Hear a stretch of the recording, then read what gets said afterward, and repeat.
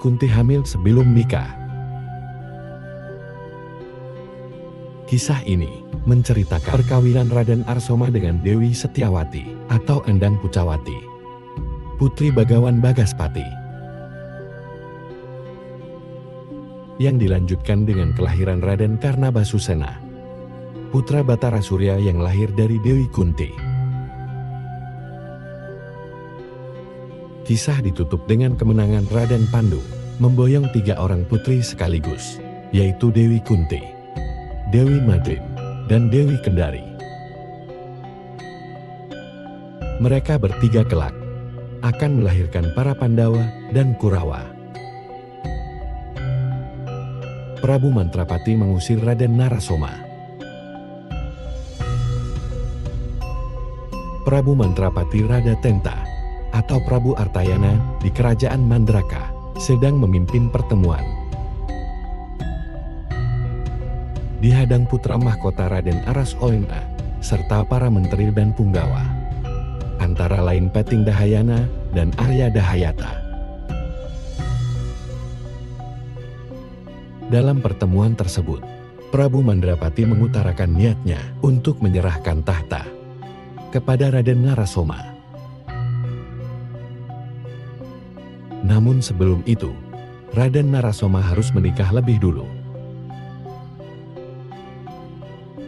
Karena sudah menjadi tradisi bahwa seorang raja hendaknya memiliki permaisuri sebagai ketimbangan. Akan tetapi Raden Narasoma menolak permintaan ayahnya. Ia tidak ingin dijodohkan dengan sembarang perempuan. Karena cita-citanya adalah menikah dengan bidadari, atau sekurang-kurangnya putri seorang bidadari. Prabu Mantrapati marah melihat sikap angkuh Raden Arasemayang berkeinginan muluk-muluk. Ia pun mengusir putra sulungnya itu dan melarangnya pulang apabila tidak dapat mewujudkan keinginannya. Raden Arasoma bergegas pergi meninggalkan Istana Mandraka. Pati Dahayana berusaha menyabarkan Prabu Mandrapati. Namun Prabu Mantrapati menjelaskan bahwa dirinya mengusir Raden Arasoma bukan karena benci, tetapi untuk memberikan pelajaran hidup kepada putranya itu. Setelah tiada yang perlu dibicarakan lagi, Prabu Mandrapati pun membubarkan pertemuan. Raden Harasoma bertemu Raden Pandu. Raden Harasoma sudah berjalan jauh meninggalkan istana. Di tengah jalan, ia bertemu rombongan Prabu Sudarma dari Kerajaan Trikarta yang berniat pergi ke Kerajaan Mandraka untuk melamar Dewi Madrim. Mendengar itu Raden Narasoma marah-marah tidak setuju apabila adiknya diperistri Prabu Sudarma. Dasar watak Raden Arasemayang angkuh membuat Prabu Sudarma tersinggung. Maka terjadilah pertarungan di antara mereka. Raden Arsoma lama-lama terdesak karena jumlah musuh jauh lebih banyak. Sungguh beruntung, Raden Pandu dan para Kunokawan kebetulan lewat di tempat itu. Melihat Raden Arasoma dalam bahaya, Raden Pandu segera membantu. Ia mengerahkan ilmu angin Garuda, membuat Prabu Sudarma beserta seluruh pasukannya terlempar jauh entah kemana. Raden Narasoma dan Raden Pandu sudah saling kenal sejak sama-sama mengunjungi kelahiran Raden Gandamana di Kerajaan Pancala dulu. Raden Arasoma bercerita bahwa perselisihannya dengan Prabu Sudarma adalah karena ia tidak rela jika Raja Trikarta tersebut menjadi suami adiknya. Ia lebih suka jika Dewi Madrim menjadi istri Raden Pandu, agar hubungan kekerabatan antar sesama keturunan Resi Malumanasa dapat lebih akrab. Raden Pandu mengaku tidak berani, karena ia belum mendapatkan perintah dari ayahnya, Prabu Kresna Dwipayana, untuk menikah. Dalam pertemuan kali ini Raden Narasoma mengaku melihat kesaktian Raden Pandu. Ia pun berniat untuk mencari guru yang bisa mengajarkan ilmu kesaktian tingkat tinggi kepadanya. Sebagai calon Raja Mandraka, tentunya ia sangat membutuhkan ilmu andalan demi melindungi negerinya. Raden Pandu mendukung niat Raden Narasoma tersebut. Ia bahkan mempersilahkan para penukawan untuk mendampingi Raden Narasoma selama berkelana mencari guru. Ia menjelaskan bahwa Kyai Semar bukan sekedar pengasuh, tetapi merupakan kakak ipar si Manumanasa yang memiliki pengalaman luas serta kebijaksanaan luar biasa. Sudah tentu nasihat-nasihatnya akan sangat berguna bagi Raden Narasoma. Raden Narasoma sangat berterima kasih. Ia pun berpamitan kepada Raden Pandu, kemudian berangkat bersama Kyai Semar, Nalagareng, Petruk dan Bagong mencari pengalaman hidup. Raden Narasoma bertemu Resi Bagaspati. Dalam perjalanannya itu, Raden Narasoma dan para Punokawa berjumpa seorang pendeta raksasa berwajah menyeramkan. Pendeta raksasa itu bernama Arsi Bagaspati dari Padepokan Air Dobela, yang terlihat sangat gembira begitu mengetahui kalau pemuda yang ditemuinya bernama Raden Narasoma. Ia mengaku memiliki seorang putri yang tadi malam bermimpi menjadi istri pemuda tampan bernama Raden Narasoma. Oleh sebab itu, Resi Bagaspati pun mengajak Raden Narasoma pergi ke padepokannya untuk menikah dengan putrinya tersebut. Raden Narasoma ngeri melihat wujud Resi Bagaspati, sehingga langsung menolak ajakannya. Ia yakin anak perempuan seorang pendeta raksasa pasti berwajah buruk seperti ayahnya. Resi Bagaspati terpaksa menggunakan kekerasan untuk memaksa Raden Narasoma. Maka terjadilah pertarungan di antara mereka. Dengan mudah, Resi Bagaspati dapat meringkus Raden Narasoma dan membawanya pergi menuju padepokan Arogobela. Raden Narasoma berteriak-teriak meminta tolong kepada Kyai Semar dan anak-anaknya. Tetapi Kyai Semar justru menyarankan agar Raden Narasoma menurut saja, karena ia mendapat firasat bahwa pendeta raksasa inilah yang akan menjadi sarana baginya untuk mewujudkan cita-cita. Sesampainya di padepokan, Raden Narasoma sangat terkejut melihat anak perempuan Resi Bagaspati ternyata berparas cantik jelita bernama Endang Pujawati. Seketika ia pun jatuh cinta kepada gadis tersebut. Namun sayangnya, ia sudah terlanjur bersumpah untuk tidak akan menikah, kecuali dengan bidadari atau anak seorang bidadari. Raden Narasoma menikah dengan Endang Pujawati. Resi Bagaspati pun bercerita kepada Raden Narasoma. Pada mulanya, Ia memiliki istri seorang bidadari, bernama Batari Budyastuti, putri Batara Dharmasuti. Adapun Batara Dharmastuti adalah kakak tiri Batara Guru, yaitu sama-sama putra Sang Hyang Tunggal, tetapi beda ibu. Batara Dharmastuti lahir dari Dewi Darmani, sedangkan Batara Guru lahir dari Dewi Rekatawati. Dari perkawinan antara Resi Bagaspati dan Dewi Budyastuti tersebut, lahirlah Dewi Pujawati.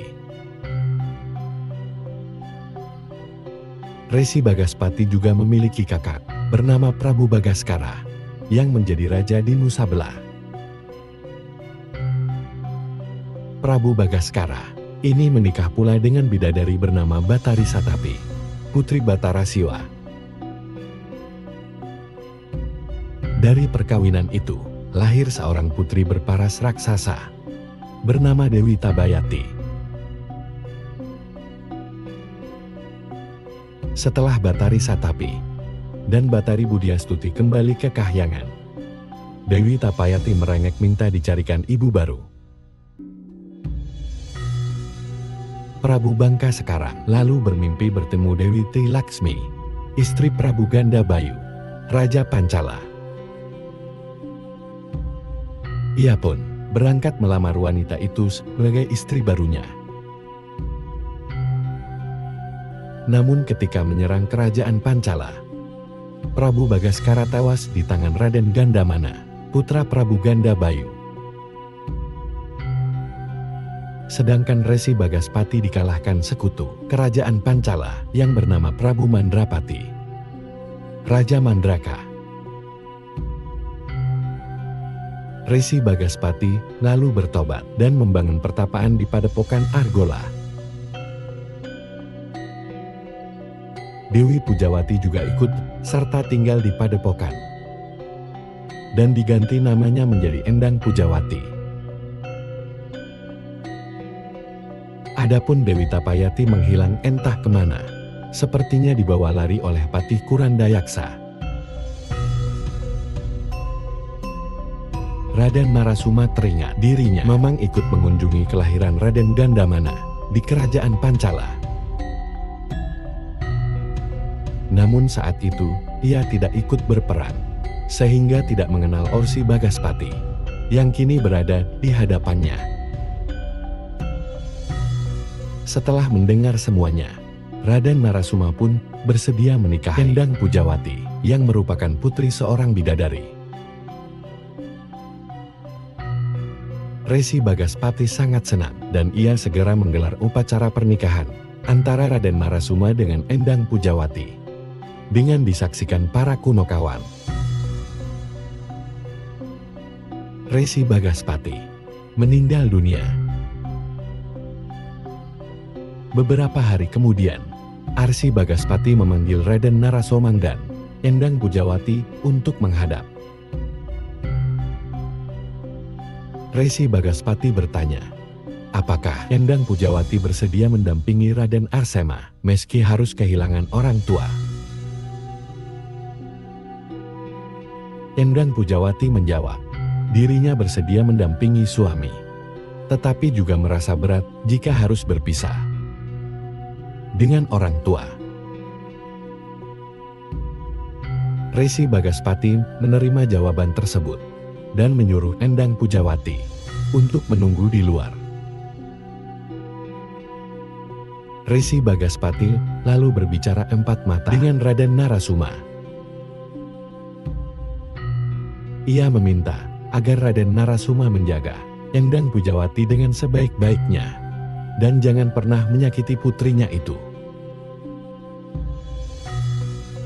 Raden Narasoma bersedia, dan ia pun bersumpah seumur hidup hanya memiliki seorang istri saja. Rosi Bagaspati lalu bercerita bahwa dirinya memiliki ilmu kesaktian bernama Aji Candra Birawa yang akan diwariskan kepada Raden Arasoma.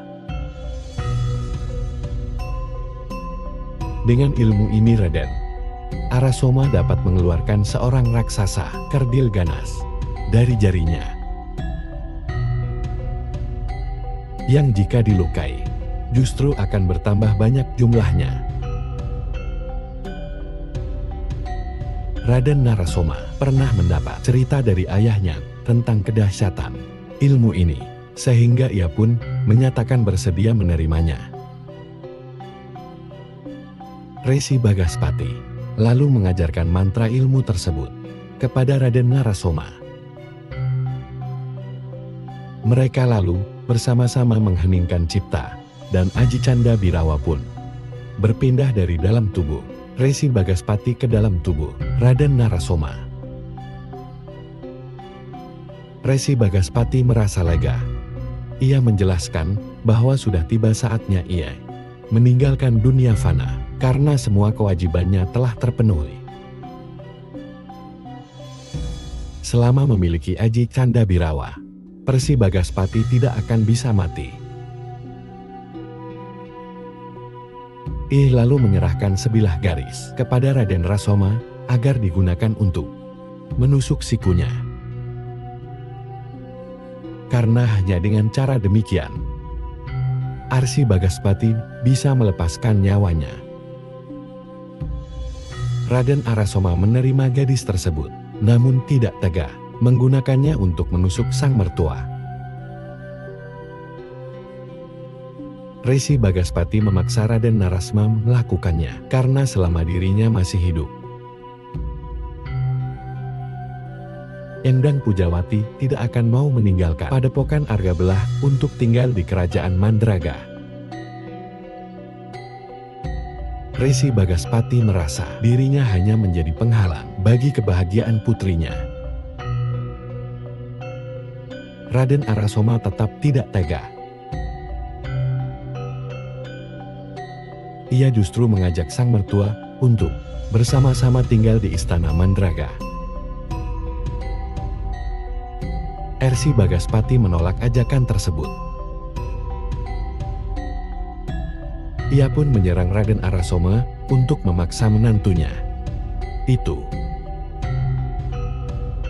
Raden Narasoma terdesak dan seketika menusukkan keris di tangannya sambil memejamkan mata. Keris tersebut tepat menancap di siku Resi Bagaspati. Darah berwarna putih pun memancar keluar bersamaan dengan robohnya Resi Bagaspati, kehilangan nyawa. Endang Pujawati yang mendengar suara ribut segera masuk ke dalam. Ia sangat terkejut melihat sang ayah telah tewas di tangan suaminya. Raden Narasoma pun menceritakan semua kejadian apa adanya. Tidak lama kemudian, arwah Resi Bagaspati menampakkan diri di angkasa. Ia berterima kasih atas kesediaan Raden Narasoma menghantarkannya memasuki gerbang kematian. Ia juga berpesan agar Endang Megawati selalu patuh kepada sang suami. Raden Narasoma merasa berduka kehilangan mertua yang sangat ia hormati. Ia berharap kelak saat kematiannya tiba, semoga arwah Resi Bagaspati yang datang menjemputnya.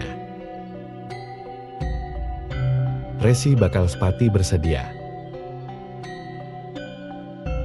Ia berpesan, kelak akan ada seorang raja berdarah putih yang menjadi penyebab kematian Raden Narasoma.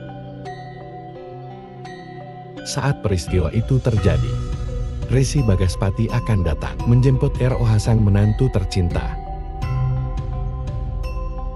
Setelah berkata demikian, arwah Resi Bagaspati pun musnah dari pandangan.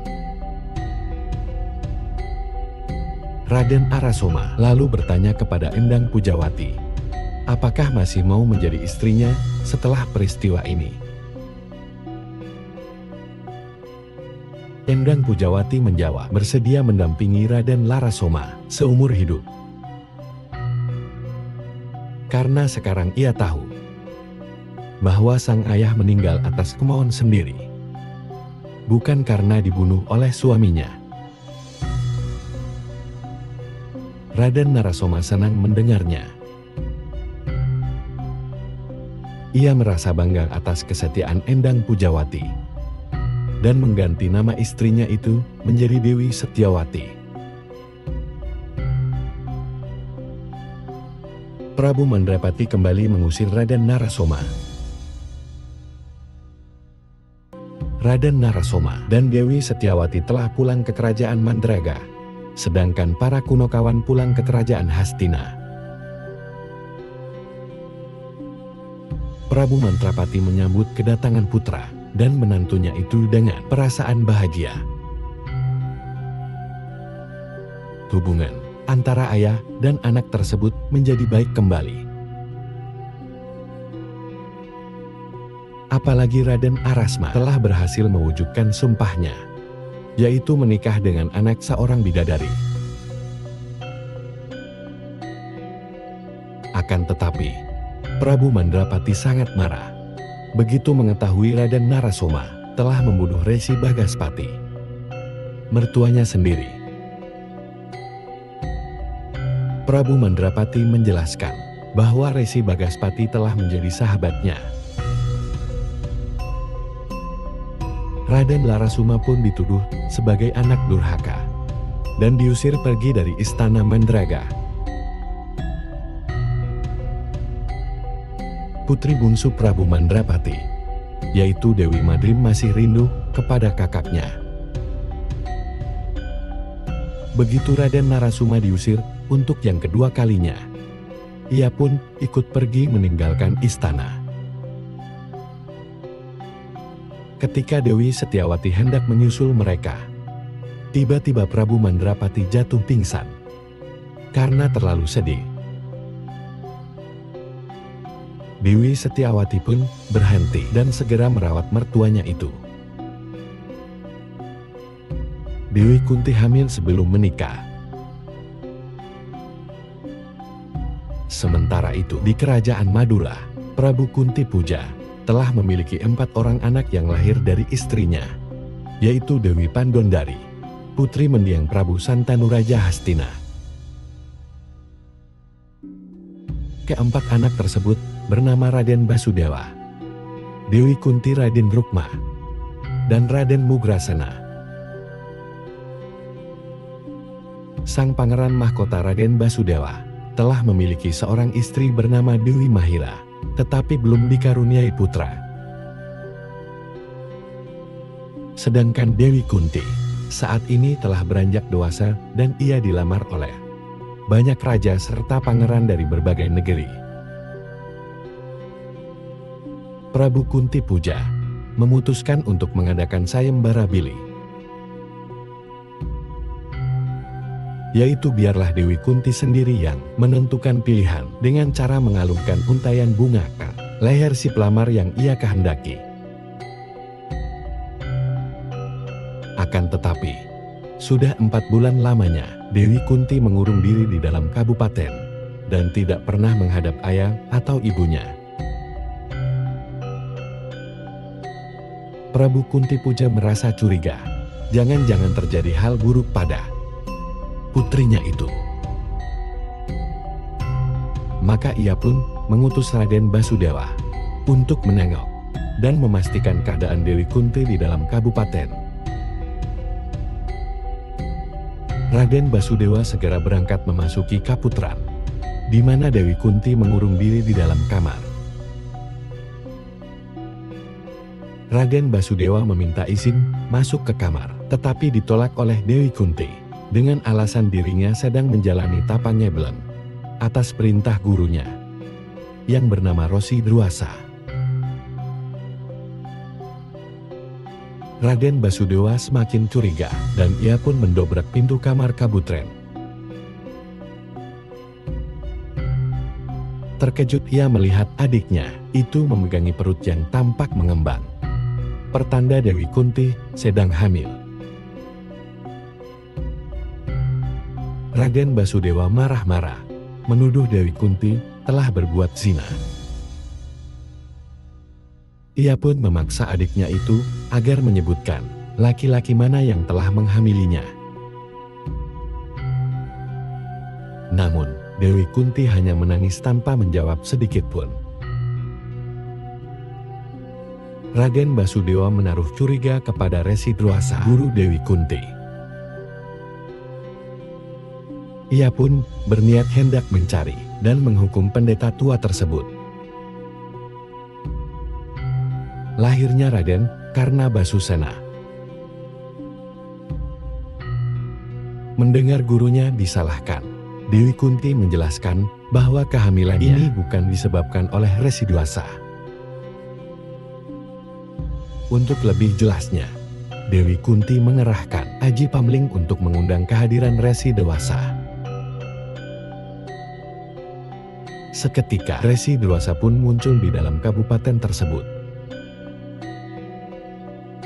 Resi Dewasa ini tidak lain adalah putra Resi Dawara, keponakan Resi Manumanasa. Meskipun usianya sudah sangat tua, tetapi karena ilmunya tinggi, ia masih mampu berkelana menjelajahi banyak negeri. Kini ia singgah di kerajaan Madura dan menjadi guru bagi Dewi Kunti. Arsi Dewasa mengaku telah mengajarkan Aji Kuntaluka Singrasa, cipta tunggal, tanpa lawan, kepada Dewi Kunti. Kegunaan ajian ini adalah untuk memanggil dewa, supaya memberikan pertolongan. Pada suatu pagi saat matahari terbit, Dewi Kunti sedang mandi, sambil menghafalkan mantra ajian tersebut, dengan menyebut nama Batara Surya. Seketika Batara Surya pun hadir dan bertanya, ada keperluan apa dirinya didatangkan? Dewi Kunti merasa malu dan mengaku dirinya hanya mencoba-coba ilmu tersebut tanpa ada keperluan apapun.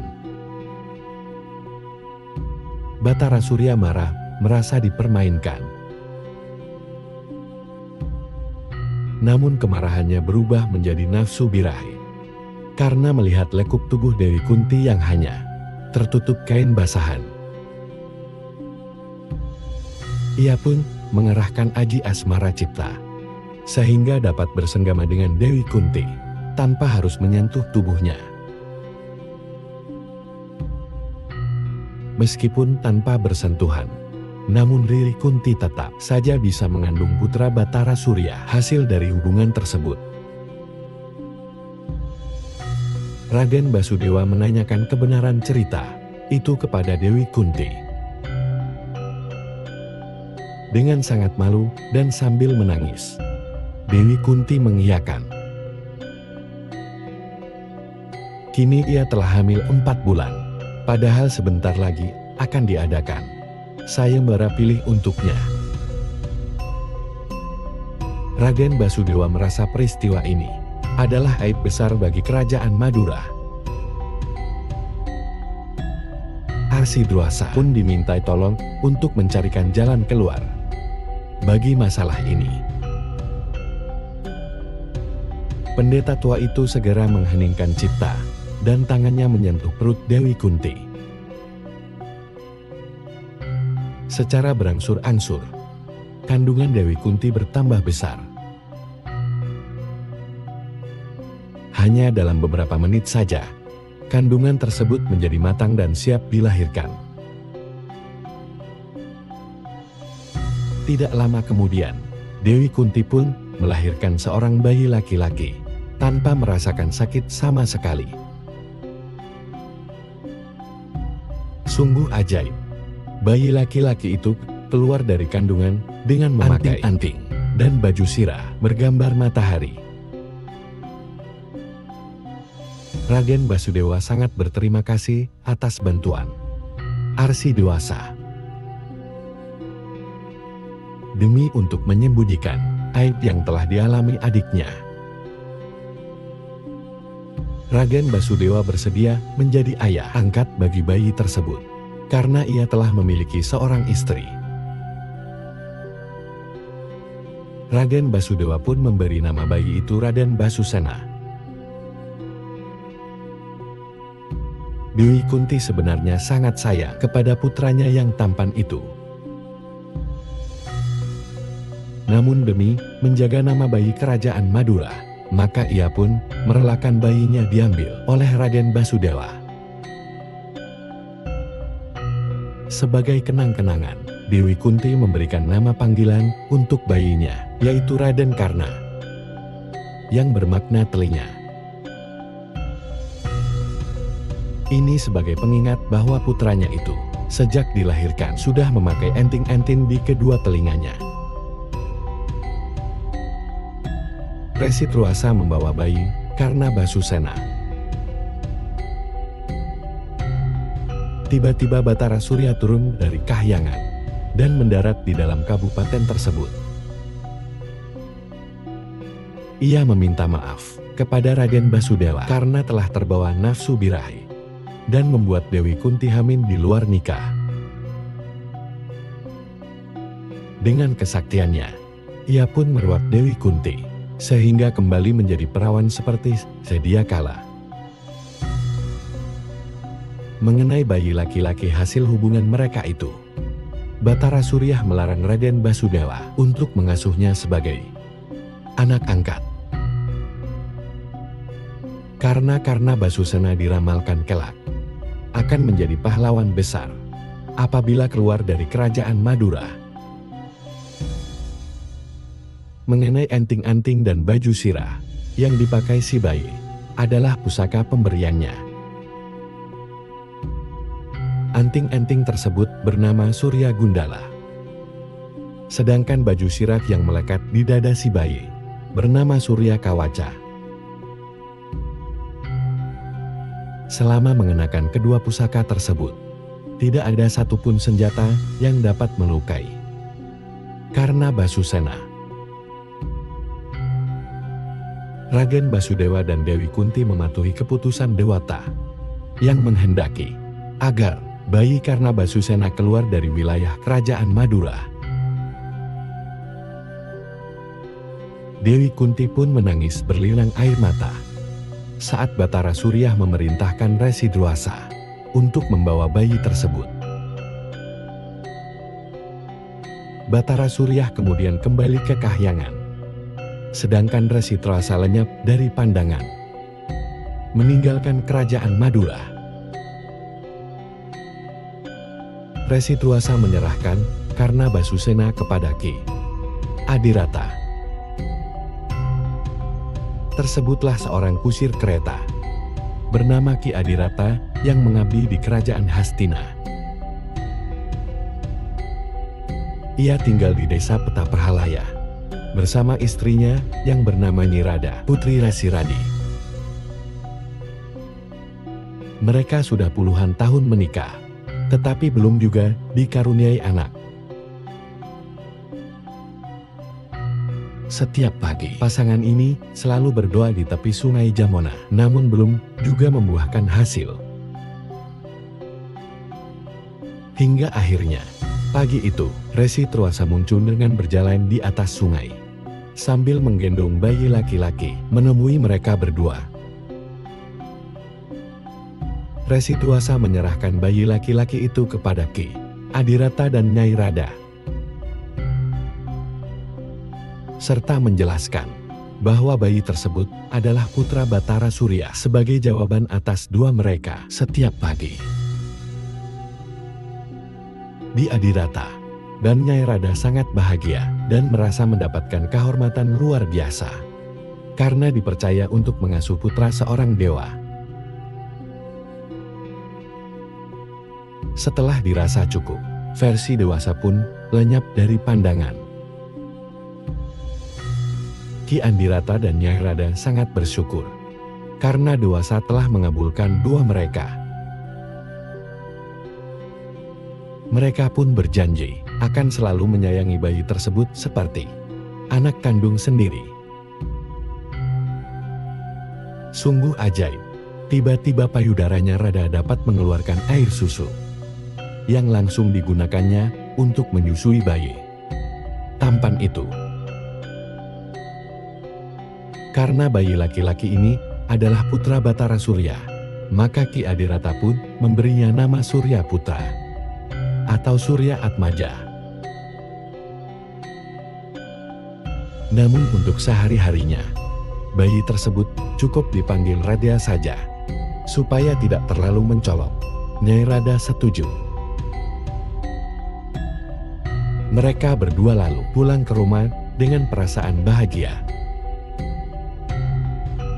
Raden Narasoma memenangkan sayembara pilih. Hari itu Prabu Kunti Pujadi, Kerajaan Madura mengadakan sayembara pilih untuk Dewi Kunti. Sang putri berdiri di atas panggung sambil memegang kalung lontean bunga, di mana satu persatu pelamar mendatanginya. Apabila Dewi Kunti diam saja, maka pelamar tersebut harus mundur dan digantikan pelamar lain untuk maju ke depan. Dewi Kunti sendiri, pikirannya sedang melayang membayangkan putranya, yaitu karena Basusena yang kini entat ada di mana. Ia berdoa, semoga bisa mendapatkan suami yang berasal dari negeri yang sama dengan tempat di mana putranya itu berada. Satu persatu pelamar maju dan didiamkan olehnya. Hingga akhirnya jumlah pelamar yang tersisa tinggal satu orang, yaitu Raden Narasoma. Dewi Kunti merasa tidak punya pilihan lagi. Meskipun hatinya tidak nyaman melihat sikap Raden Narasoma yang angkuh, namun demi menjaga nama baik Kerajaan Madura, terpaksa ia pun memilih pangeran tersebut sebagai pemenang sayembara.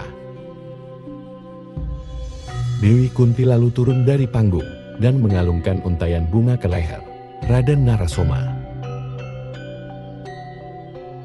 Hal ini ternyata mengundang kemarahan para pelamar lainnya yang merasa disepelekan.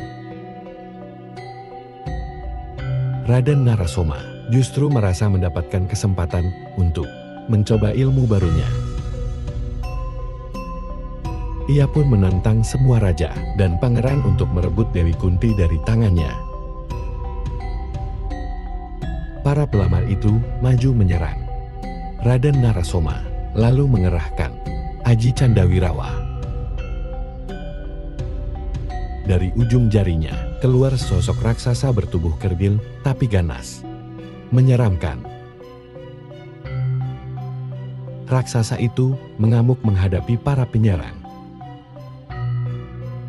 Para raja dan pangeran pun menusukkan senjata mereka mengenai raksasa itu. Sungguh ajaib, perciptaan darah si raksasa berubah menjadi sejumlah raksasa baru. Demikianlah seterusnya. Setiap si raksasa mengeluarkan darah, maka darahnya akan langsung berubah menjadi raksasa baru. Jika awalnya si raksasa Jandabirawa hanya berjumlah seorang, maka kini jumlahnya menjadi lebih banyak daripada para raja dan pangeran yang menyerang. Mereka menerjang dan menggigit dengan ganas, membuat para raja dan pangeran itu banyak yang terluka dan melarikan diri. Raden Pandu mengalahkan Raden Narasoma. Pada saat itulah Raden Pandu dan para Punokawan datang ke Kerajaan Madura karena diutus Prabu Krasna Dwipayana untuk mengikuti sayembara. Mereka terkejut melihat acara sayembara pilih telah berubah menjadi ajang pertempuran. Raden Narasoma pun menantang Raden Pandu jika ingin ikut mengikuti sayembara, maka harus dapat merebut Dewi Kunti secara kesatria. Raden Pandu menolak dan merelakan Raden Narasoma sebagai pemenang. Ia memutuskan untuk pulang ke Hastina saja.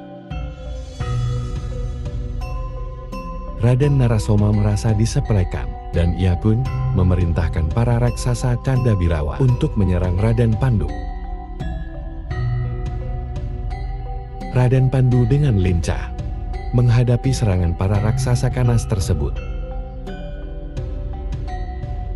Namun demikianlah, ia merasa terdesak karena para raksasa itu jumlahnya bertambah banyak jika dilukai. Melihat itu, Kyai Semar memberikan nasihat supaya Raden Pandu meletakkan senjata dan mengheningkan cipta. Seperti nasihat Prabu Kresna Dwipayana kepada Prabu Mandrapati dulu saat berperang melawan Prabu Bakar sekarang. Raden Pandu menurut. Ia lalu membuang senjata dan duduk bersila mengheningkan cipta. Sungguh aneh. Dengan cara tidak melawan, justru jumlah para raksasa menjadi berkurang satu demi satu. Hingga akhirnya tinggal seorang saja seperti sedia kala. Yang kemudian masuk kembali ke dalam jari Raden Narasoma. Secepat kilat Raden Pandu melesat dan menangkap tubuh Raden Narasoma. Lalu mengerahkan Aji Pangrupak Jagat dan membenamkan tubuh lawannya itu di dalam tanah hingga sebatas dada. Raden Pandu mendapatkan 2 orang putri. Raden Narasoma mengaku kalah dan menyadari kesalahannya telah berbuat sombong, merasa dirinya paling hebat. Raden Pandu lalu mengangkat tubuhnya kembali ke permukaan. Raden Narasoma pun menyerahkan Dewi Kunti kepada Raden Pandu, karena sejak awal dia tahu kalau sang putri memilihnya karena terpaksa, bukan tulus dari hati. Lagi pula Raden Narasoma telah memiliki istri bernama Dewi Setyewi dan tidak ingin menduakannya. Ia datang ke Madura bukan untuk melamar Dewi Kunti, tetapi hanya untuk mencoba keampuhan Aji Candawirawa saja. Dewi Kunti mendapatkan firasat apabila ia menikah dengan Raden Pandu, maka ini akan menjadi sarana baginya untuk bisa bertemu karena Abah Susena. Maka ia pun memindahkan kalung onten bunga dari leher Raden Narasoma ke leher Raden Pandu. Raden Narasoma teringat saat berkunjung ke Pancala dulu. Antara Raden Pandu dan Dewi Madrim telah terjalin perasaan saling menyukai. Kebetulan hari itu, Dewi Madrim juga ikut menyertainya. Ia pun menyerahkan adiknya itu kepada Raden Pandu supaya dijadikan sebagai istri kedua. Raden Pandu dengan senang hati menerimanya, sekaligus untuk mendekatkan kekeluargaan sesama keturunan Arsi Manumanasa. Tiba-tiba datang Arya Tuhayata dari kerajaan Mandrakayang, ditugasi Prabu Mandrapati untuk menjemput pulang Raden Narasoma. Mendengar ayahnya sudah tidak marah lagi, Raden Narasoma merasa senang, dan ia pun mohon pamit kepada Prabu Kunti Puja untuk pulang ke Mandraga. Rombongan Raden Pandu dihadang Raden Suman. Sementara itu Prabu Swala, Raja Gandhara Desa telah meninggal. Tahta kerajaan pun diwarisi putra sulungnya yang bergelar Prabu Kendara. Hari itu Prabu Kendara berangkat ke kerajaan Madura untuk mengikuti sayembara pilih bersama adik-adiknya, yaitu Dewi Kendari Raden Sumandradan, Angga Jaksa, dan Raden Sarawasanta. Dalam perjalanan tersebut, rombongan Prabu Kendara bertemu Raden Pandu yang sedang menuju kerajaan Hastina bersama Dewi Kunti dan Dewi Madrim. Menyadari dirinya telah terlambat, Prabu Bandara pun berniat pulang ke bandara desa. Namun Raden Suman menghasutnya supaya merebut Dewi Kunti dari tangan Raden Pandu. Prabu Kendara termakan hasutan adiknya, dan ia pun menantang Raden Pandu bertarung. Jika dirinya yang renang, maka Dewi Kunti akan diminta untuk diboyong ke bandara desa. Sebaliknya, jika Raden Pandu yang menang, maka Prabu Kendara akan menyerahkan adiknya yang bernama Dewi Kendari untuk diboyong ke kerajaan Hastina. Raden Pandu pun menerima tantangan tersebut. Pertarungan dimulai. Hanya dalam beberapa serangan, Raden Pandu berhasil menewaskan Prabu Bandara. Sebelum meninggal, Prabu Kendara sempat berpesan kepada adik-adiknya untuk tidak membalas dendam. Ia telah merelakan kematiannya demi untuk menjadi sarana kebahagiaan Dewi Kendari. Dewi Kendari, Raden Suman, dan yang lain terharu melihat pengorbanan sang kakak.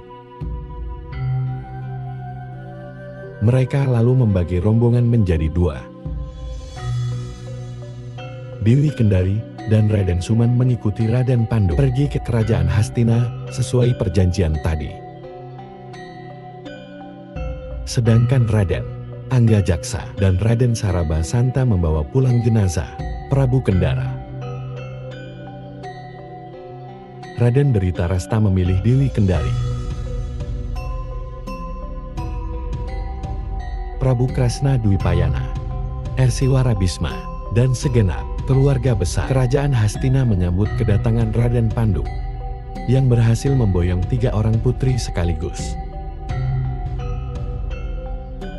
Mereka juga ikut prihatin dan menyampaikan duka cita atas meninggalnya Prabu Kendara. Raden Pandu berniat menyerahkan 2 orang di antara ketiga putri tersebut kepada kedua saudaranya, yaitu Raden Dhritarashta dan Raden Yamawidula. Raden Dhritarashta bersedia menerima, sedangkan Raden Yamawidura menolak karena ia mengaku telah memiliki seorang kekasih bernama Dewi Padmarini, putri Adipati Dipacandra. Adapun Adipati Dipacandra adalah pemimpin Kadipaten Pangrobagan, yaitu sebuah negeri kecil bawahan kerajaan Hastina. Raden Yamawidula berniat menikahi Dewi Padmarini kelak, setelah kedua kakaknya menikah lebih dulu.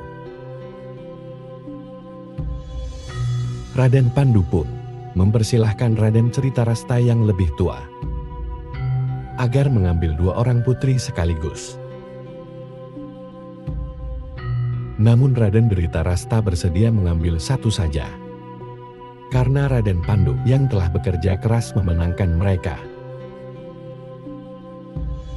sehingga adiknya itu dianggap yang lebih pantas mendapatkan 2 orang istri. Karena menderita tunanetra, Raden Dhritarashta pun meminta bantuan sang guru,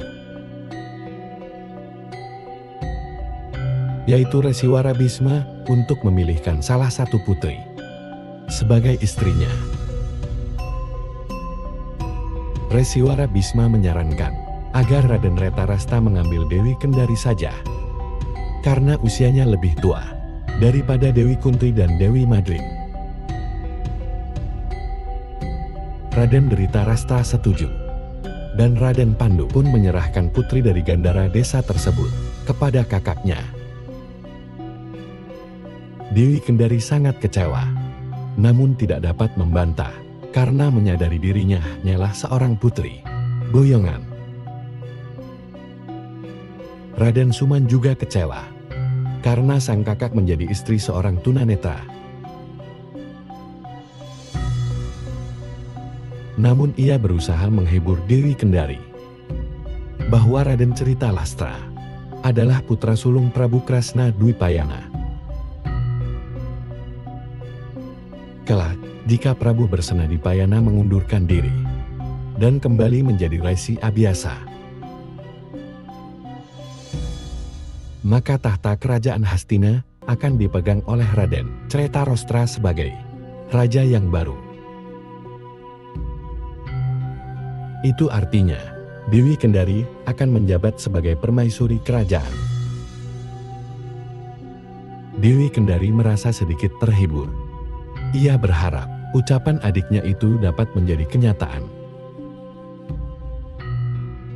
Setelah dirasa cukup, Raden Sumanpot mohon pamit kembali ke kerajaan Gandhara Desa untuk menerima warisan tahta dari sang kakak sulung yang telah meninggal. Ia berjanji, meskipun sudah menjadi raja di sana, akan tetap sering-sering mengunjungi Dewi Kendari di kerajaan Hastina. Rahayu Sagung Tumati Nuwun. Nuwun.